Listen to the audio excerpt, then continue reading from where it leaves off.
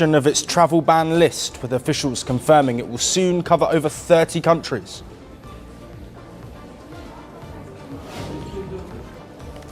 The US, Rwanda and the Democratic Republic of Congo sign a peace deal, even as new violence raises doubts about ending one of Africa's longest-running wars.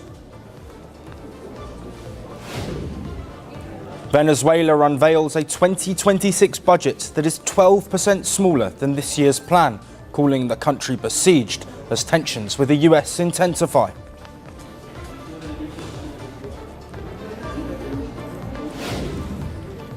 And Taiwan moves to shut down access to Chinese app Red Note after widespread scam complaints affecting millions of users.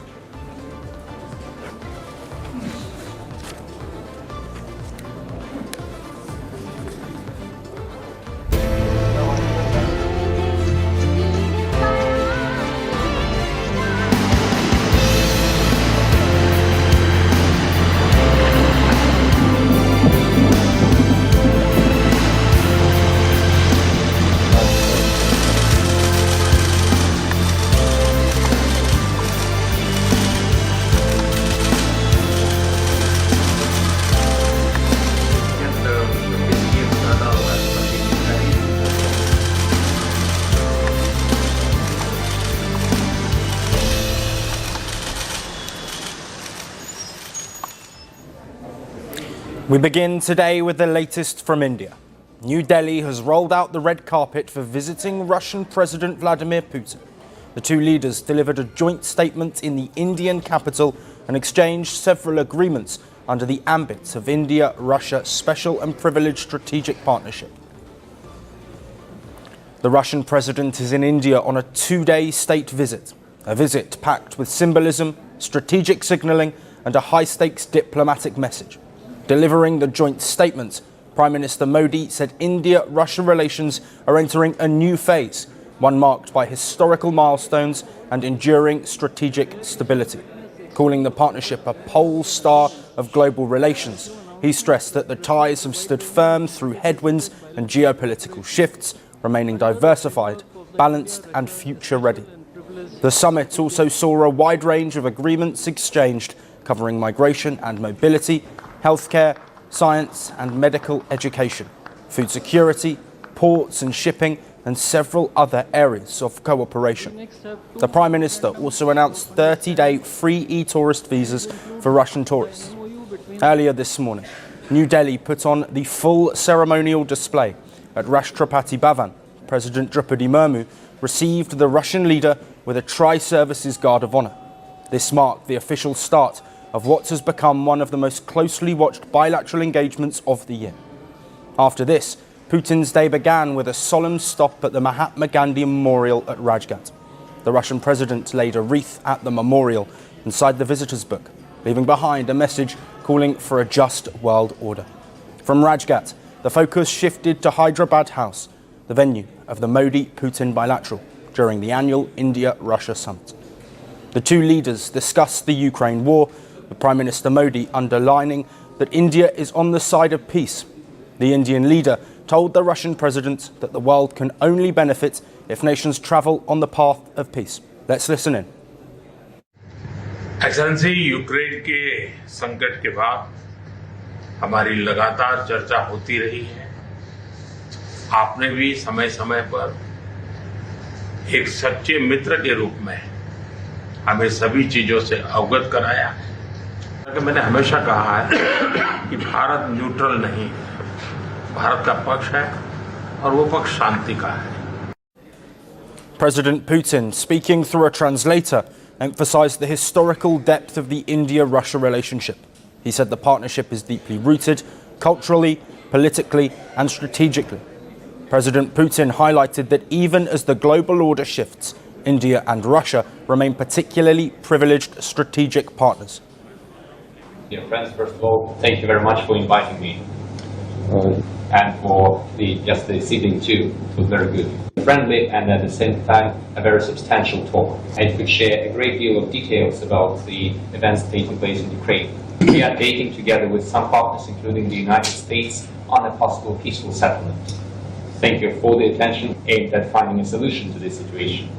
Our relations are deeply rooted into history, but it is not the words that matter, it is the substance of the matter which is very profound. We really appreciate that, and the fact that you, ex-Prime Minister, pay special personal attention to that. The two leaders discussed energy trade, defence procurement, nuclear cooperation, space collaboration, a Rupee Ruble payment pathway, and skilled labour mobility. Moscow remains New Delhi's biggest military partner, even as India diversifies its defence procurements. The bilateral agenda also included conversations on faster delivery of two pending S-400 systems and fifth-generation Sukhoi fighter jets. Today's meeting also marked 25 years of the India-Russia strategic partnership, a partnership that began during Putin's first year in office. Annual summits such as this one have become a defining feature of the relationship. With a joint statement set to be out, the broader picture becomes clear. India is attempting to stabilise an old partnership without alienating its new ones. Russia is re-anchoring itself in Asia as Europe turns away, and the world is watching how New Delhi continues to balance principle with pragmatism. Russian President Vladimir Putin's much-anticipated visit to India may be packed with weighty agendas, hard diplomacy and strategic calculations. But it has also delivered a surprising dose of warmth, camaraderie and cultural colour. Between protocol-heavy events, the two leaders carved out a series of light, happy moments that set a distinctly friendly tone for the visit. It all began the moment Putin stepped off his aircraft in New Delhi. As soon as he descended the stairs, Prime Minister Narendra Modi was right there, a gesture that, according to reports, wasn't part of the official script. The Russian side reportedly wasn't informed that PM Modi would personally receive the president at the airport, a break from strict protocol that pleasantly surprised the visiting delegation. What followed was a firm handshake that quickly transformed into a warm, tight hug, a visual shorthand for a relationship both leaders often describe as time-tested. The duo then watched a cultural performance specially curated in honour of the Russian president. Traditional Indian dances, vibrant costumes and a happy exchange of smiles between the two leaders set a festive note early into the visit.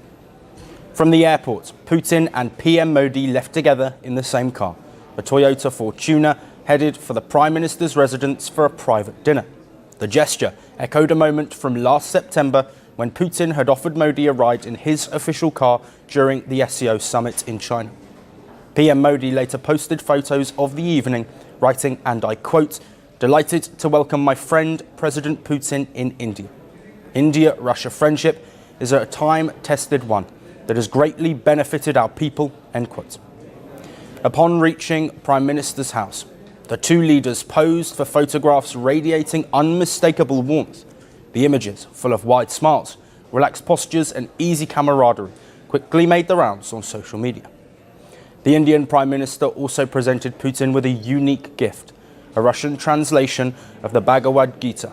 Sharing the moment on X, PM Modi wrote, and I quote, "Presented a copy of the Gita in Russian to President Putin. The teachings of the Gita gave inspiration to millions across the world." They too began with India leaning fully into a Tithi Devo Bhava spirit, which translates into a guest is akin to God. A grand ceremonial welcome awaited Putin at Rashtrapati Bhavan, where President Rupee and PM Modi stood side by side to greet him. The forecourt echoed with the national anthems of both countries as the Russian president inspected the Tri-Services Guard of Honour. Senior officials, including External Affairs Minister S. Jaishankar, Delhi LG VK Saxena, and CDS General Anil Chauhan, were present, while Putin and President Murmu introduced their respective delegates. Among the Russian side were Defense Minister Andrei Bulasov and Kremlin spokesperson Dmitry Peskov. From the grandeur of Raisina Hall, Putin then moved to the quiet solemn of Rajghat.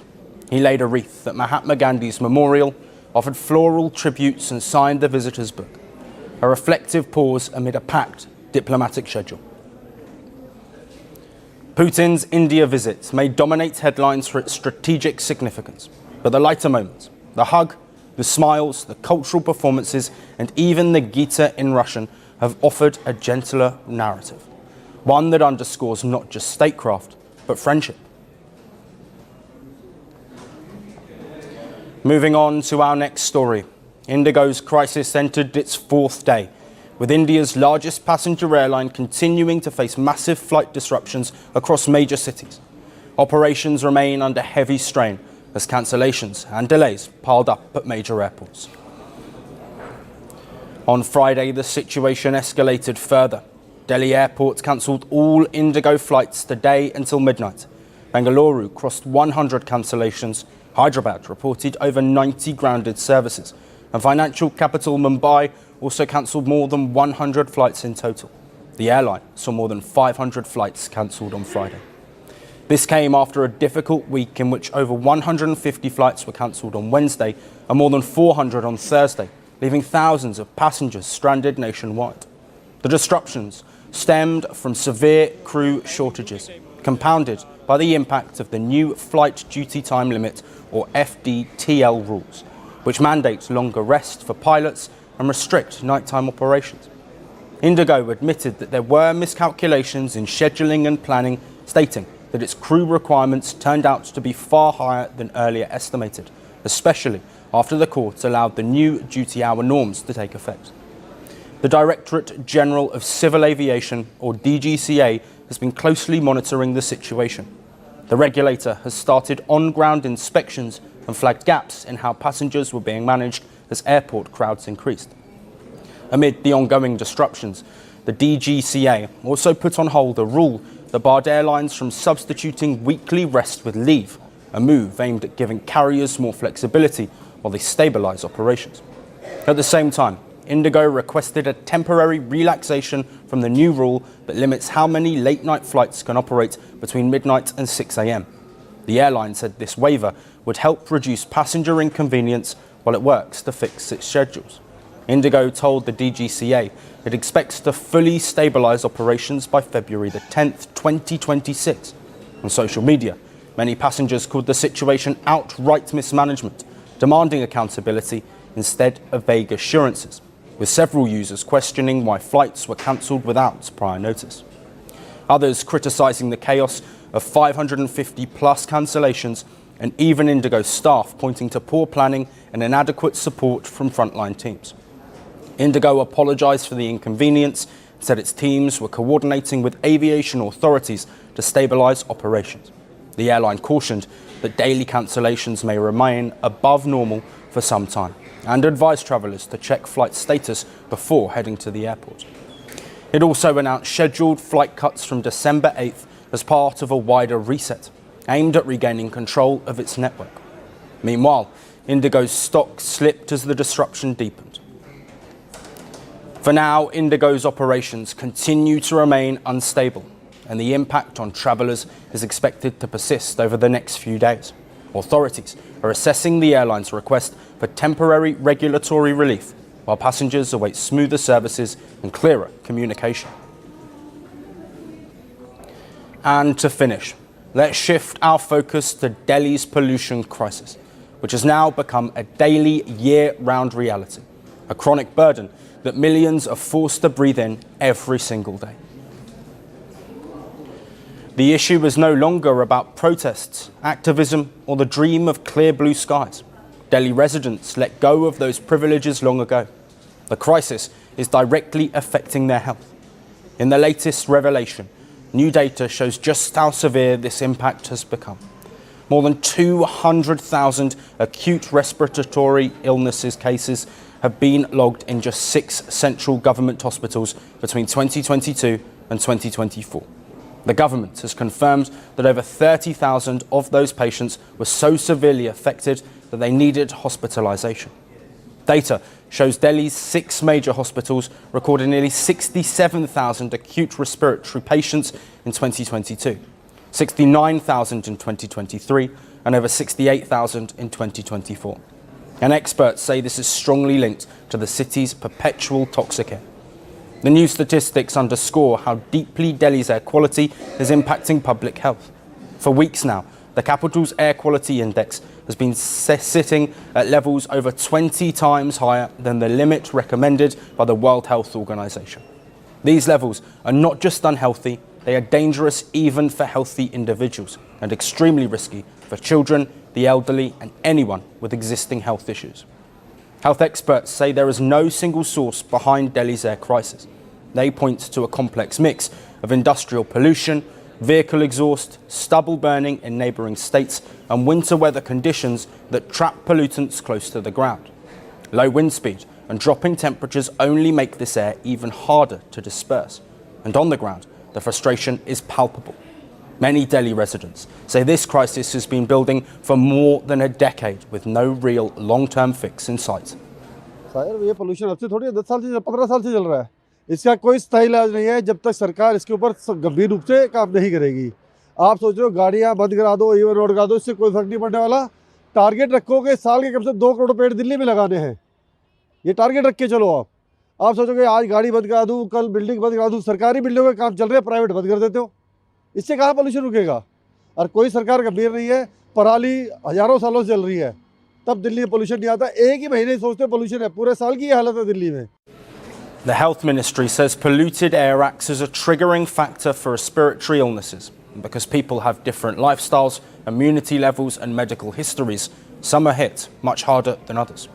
To track these patterns, the National Centre for Disease Control is now monitoring air-related illnesses in more than 230 surveillance sites across the country, along with a digital ARI tracking system launched last year. A recent multi-hospital study by the Indian Council of Medical Research also found that when pollution levels spiked, so did emergency room visits for breathing difficulties. However, the government has been cautious in its wording, saying that while the trend is clear, the data cannot prove a direct causal link. The Delhi High Court is now hearing a petition seeking urgent action to control air pollution. These numbers tell a clear story. Delhi is not just losing visibility, it's losing its lungs. And that loss is now shaping up in hospitals every single day. That's all we have on the show for today. We will see you again tomorrow at the same time. Until then, thank you for watching.